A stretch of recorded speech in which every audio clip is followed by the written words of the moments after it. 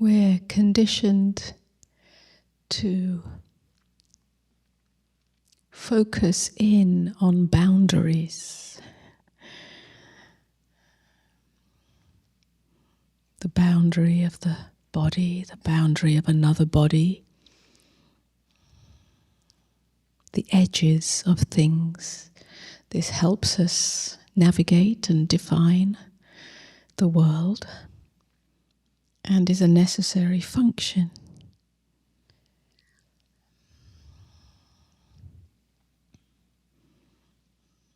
But when that becomes the default position or the primary driver,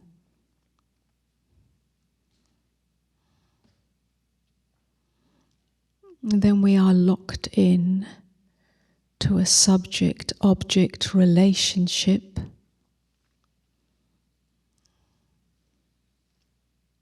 that keeps us limited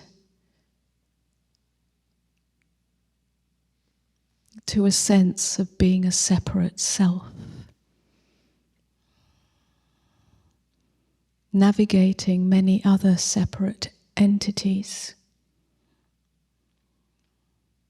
And in that there is a push and a pull, and the beginning of the roots of a divided world. Awareness is a wondrous thing, not being a thing in itself, but it has the capacity, by its very nature, to be openness itself. Its essential nature is infinity. It has no boundary.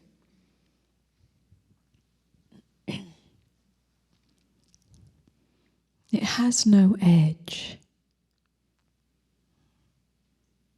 And not in opposition to that, but at the same time, synchronistically, it can focus in. It is both unfocused and focusing at the same time.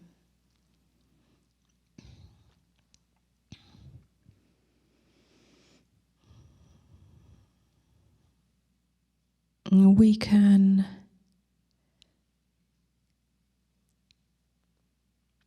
support the knowing of that and the living from that by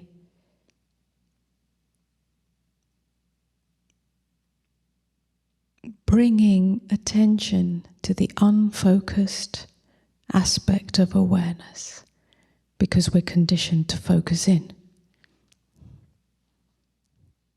Both take place at the same time.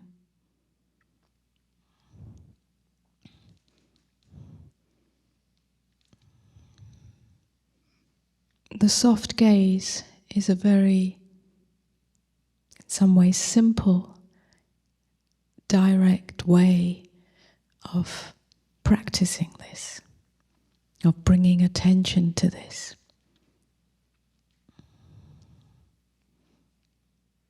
The soft gaze essentially is the art of surrender. This is where surrender has got mixed up, confused with the idea that I have to give up my will and become passive. Surrender the kind of surrender that may put me in a dangerous situation, an abusive situation, or a painful situation. That's the kind of surrender that you may see in movies where the individual or the group surrenders to the enemy in defeat. But this surrender has no defeat in it.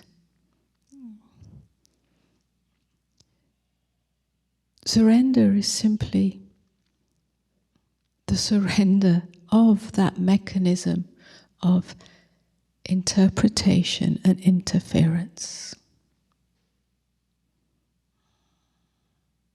Something arises in you, a feeling, an energy, a cluster of something,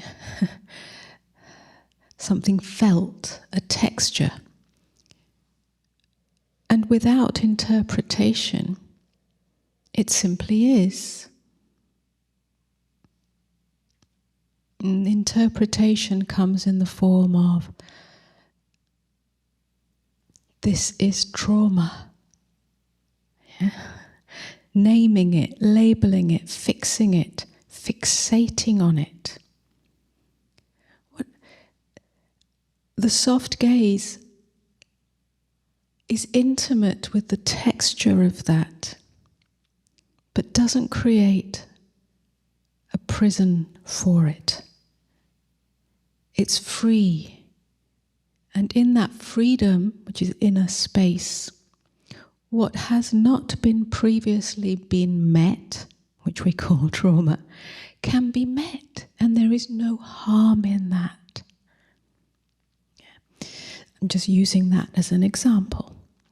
It could be tension felt in the body, yes, this here, wherever.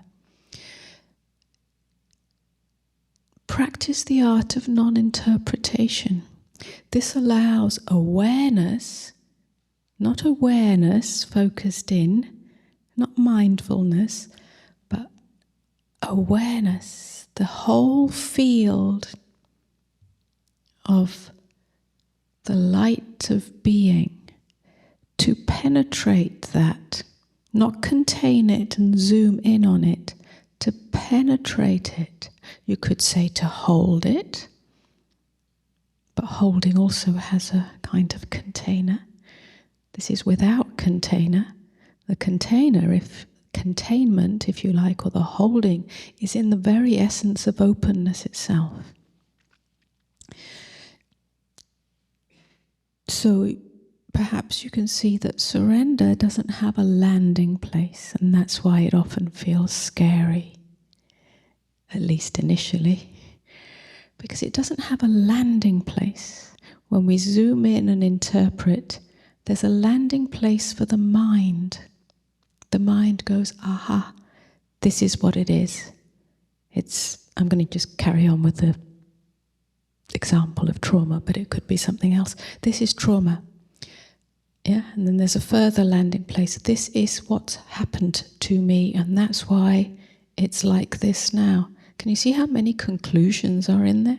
How many landing places for the mind? And whilst there's a kind of safety net in that, because the mind can then put it into its category.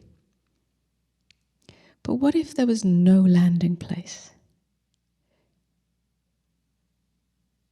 No conclusion, no safety net for the mind, and yet paradoxically, the true safety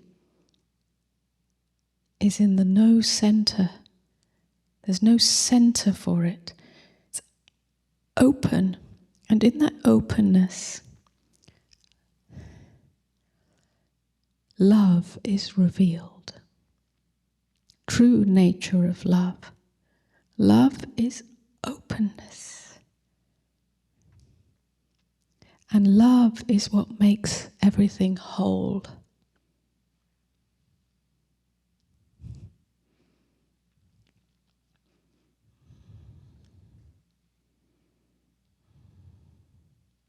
When there is interpretation, there is also interference. The two go together. Because when we interpret it, this is what it is, this is what happened to me, and this is why it's here and it's dangerous, or yeah. Then there's interference. We want to change it, we want to fix it, we want to get rid of it, we want to run away from it, we want to numb it, right?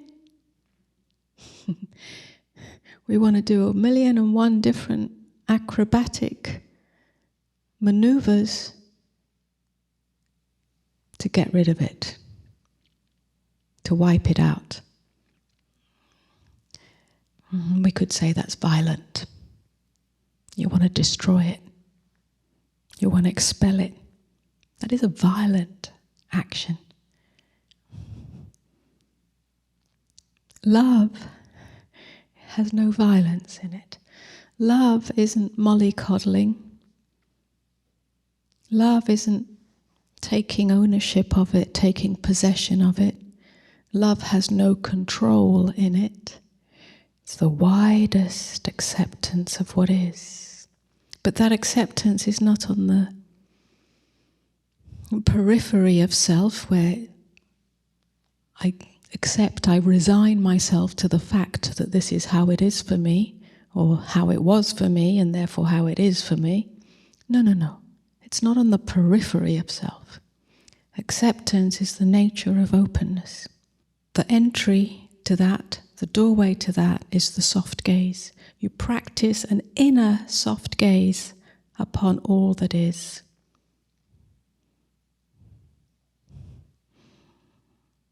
Until that becomes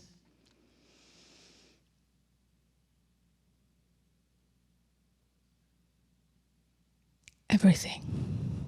Until that becomes the only way there is. Because it's here.